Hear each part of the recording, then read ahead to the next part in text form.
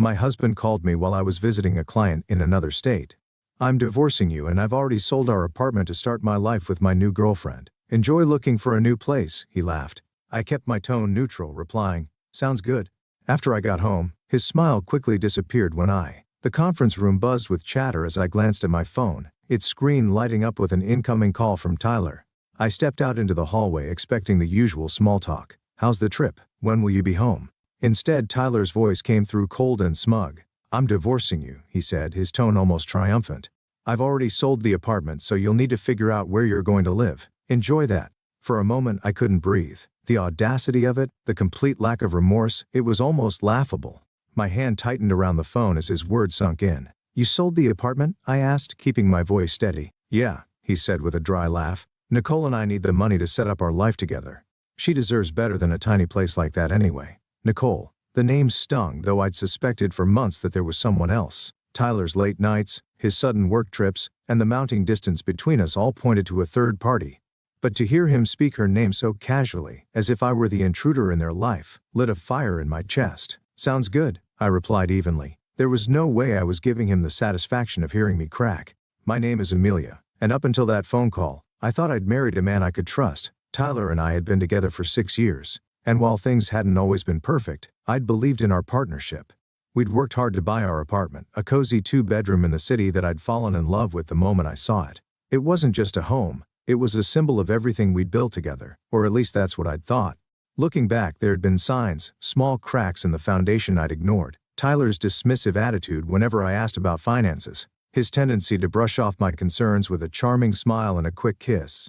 I'd always assumed his confidence came from knowing what he was doing. Now I realized it came from knowing he could manipulate me. The rest of the day passed in a blur. I sat through client meetings, nodding at all the right moments while my mind raced. Tyler thought he'd won. He thought he could pull the rug out from under me, sell the home I'd worked so hard for, and walk away scot-free. But there was one crucial detail he didn't know. The apartment deed had been in my name alone for months. I'd had it transferred after we refinanced earlier in the year, a move Tyler had agreed to without much thought because it meant a lower interest rate. He'd never bothered to ask about the details or read the paperwork he'd signed. His carelessness was going to be his undoing.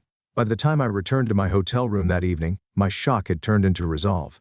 I wasn't going to cry or beg. Tyler wanted a fight? Fine. But this was a fight I was going to win. The first call I made was to Chloe, my lawyer and longtime friend. I laid out the situation in painstaking detail, my voice calm even as my pulse raced. He sold the apartment? She repeated, incredulous. Does he even realize that he can't do that without your consent? Apparently not, I said, a hint of amusement creeping into my tone. He thinks he's already spent the money on his new life with Nicole. Chloe laughed dryly. Well, he's in for a rude awakening. The sale is invalid. You can prove sole ownership, and if he's taken any money from the buyer, he's on the hook for fraud. The word fraud sent a jolt of satisfaction through me. What do we need to do? I asked. First, we'll notify the buyer that the sale isn't legal, Chloe said. Then we'll draft a formal letter for Tyler, outlining the consequences of his actions. If he's dumb enough to try anything else, we'll take him to court. As I hung up, I felt a strange sense of calm settle over me. Tyler thought he'd outsmarted me, that he'd left me powerless and scrambling. But in reality, he'd just set himself up for the ultimate humiliation. I spent the rest of the trip focusing on my work, compartmentalizing my emotions and channeling my energy into the task ahead. The betrayal hurt, but the prospect of reclaiming my life and watching Tyler's smugness crumble gave me a sense of purpose I hadn't felt in months. When I boarded the plane home, I was ready to face Tyler, ready to dismantle his lies, and ready to start a new chapter without him. This wasn't just about winning. It was about taking back control. The flight home gave me hours to think about how everything had unraveled. Tyler's arrogance was astounding. He hadn't even tried to hide his betrayal, as if I was just another obstacle to bulldoze on his path to freedom. But instead of spiraling into anger, I focused on what I'd do when I returned. Tyler thought I was powerless, but he didn't realize I'd been playing the long game without even knowing it. As the plane touched down, my first call was to Chloe. I'm back, I said as I hauled my suitcase off the luggage carousel. What's the next step? We've already notified the buyer, she replied, her tone brisk and efficient. They were shocked to say the least and not too happy with Tyler. They're willing to cooperate, which helps our case. And Tyler? I asked. I sent the formal letter to his email this morning, she said. It outlines the illegality of the sale, your sole ownership of the apartment, and the potential consequences of fraud. He hasn't responded yet, but if I had to guess, he's going to be furious. Good, I thought. Let him stew. When I arrived home, the apartment was eerily quiet. Tyler's things were still there, his jackets draped over the chair, his shoes carelessly tossed by the door. But the place felt different, like the energy had shifted. I took a deep breath and set my suitcase down, knowing that the confrontation would come soon enough. Sure enough, Tyler came storming in that evening, his face red with anger and his phone clutched in his hand. "What the hell is this?" he shouted, waving the letter Chloe had sent. "You're telling me I can't sell the apartment? It's half mine." "No, Tyler," I said calmly, crossing my arms. "It's not. The deed has been in my name for months. You can't sell something you don't own." He froze, his face a mixture of confusion and rage. "What are you talking about?" So I grabbed the deed from the file I'd pulled earlier, holding it up for him to see. "After we refinanced, I had the deed transferred to my name. You signed off on it, remember? Or did you just skim the paperwork like you always do?" For a moment he said nothing. Then his expression twisted into a sneer. "You think you're so smart, don't you? This doesn't change anything. I already made a deal, and you're gonna look like a fool when it all falls apart." I stared at him, unblinking. "The sale is already void, Tyler. The buyer knows it, and they're ready to take legal action if you don't return the money. Oh, and speaking of money," I took a step closer, lowering my voice.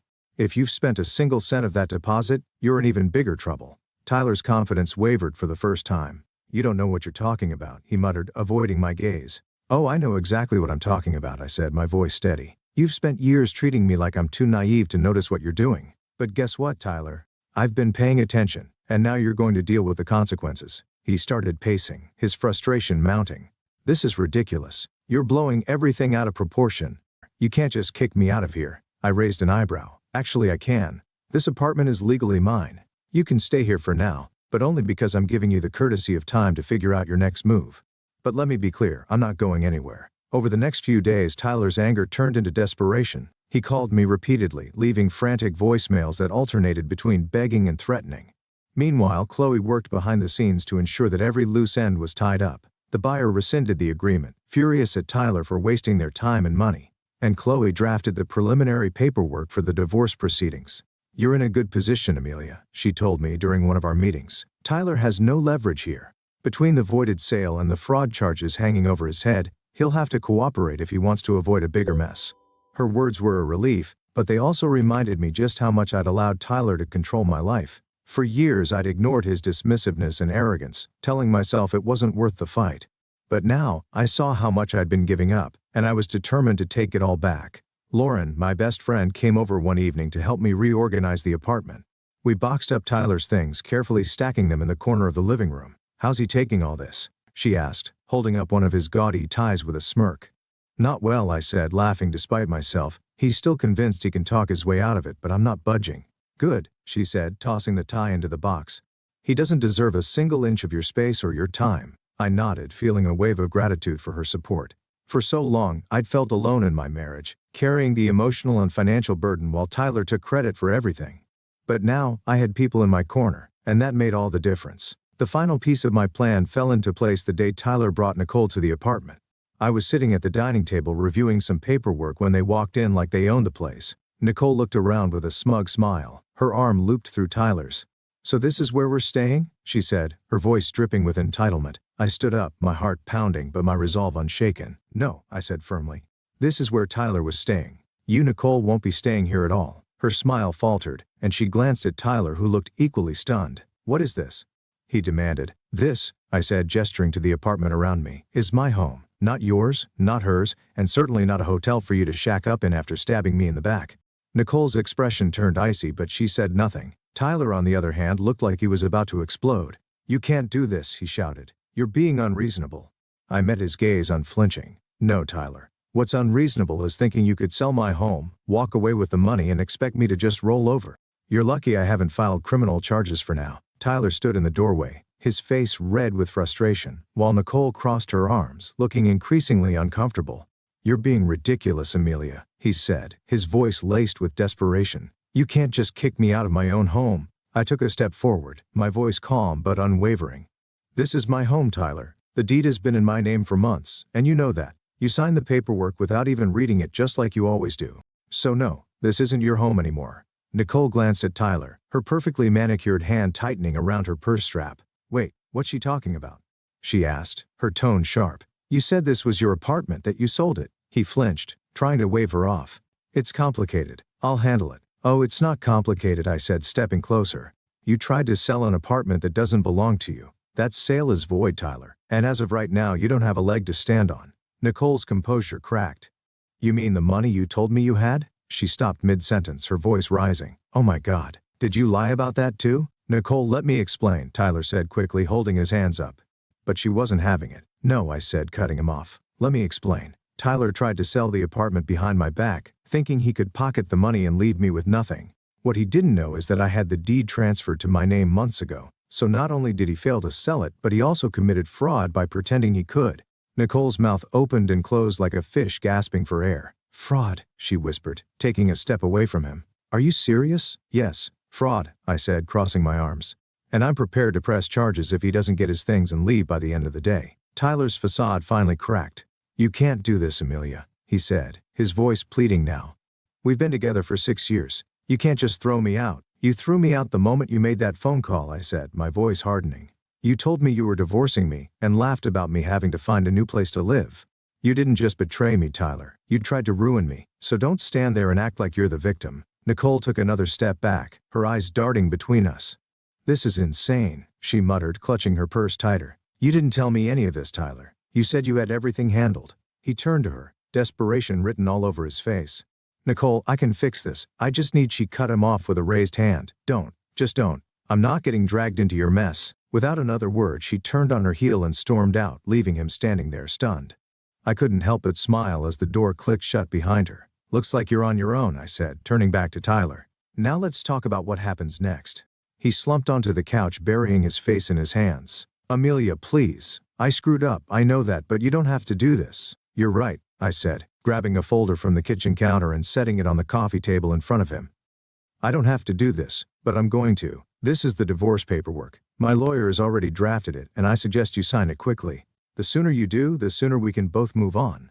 He stared at the folder, his face pale. You really hate me that much? Hate you? I let out a bitter laugh. No, Tyler. I don't hate you. I feel sorry for you. You had everything. Someone who loved you, a home we built together, and you threw it all away because you couldn't see past your own ego. I stood, my heart pounding, but my resolve unshaken. I want you out of here by the end of the day. Take your things and figure out where you're going to stay. This is the last time I'm giving you any grace. He opened his mouth to argue but stopped, his shoulders slumping in defeat. Fine, he muttered. I'll go. Good, I said, walking toward the door. And don't even think about trying anything else. Chloe's already handling everything. And the next time you cross a line, I won't hesitate to let the courts handle it. As I opened the door, Tyler slowly stood, grabbing his coat.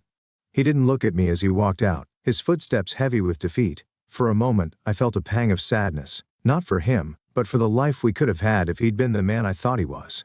But that moment passed quickly, replaced by a sense of relief. I closed the door behind him, locking it with the new key I'd had made. This was my home now, and no one, especially not Tyler, would take it away from me again.